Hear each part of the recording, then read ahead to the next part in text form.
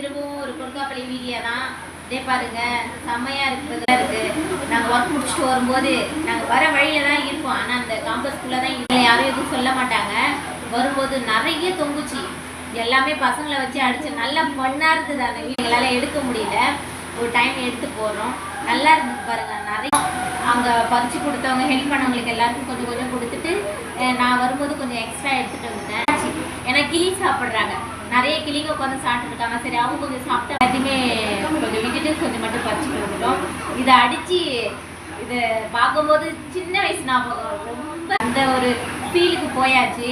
நாங்கள் சின்ன பிள்ளையாக இருக்கும்போது இதெல்லாம் அடித்து நீ நான் அப்படின்னு சொல்லிட்டு போட்டி போட்டுட்டு இப்போ நம்ம பெரியவங்களாம் ஆகி அதை செய்யும் போது அந்த ஒரு ஃபீல் இருக்குது.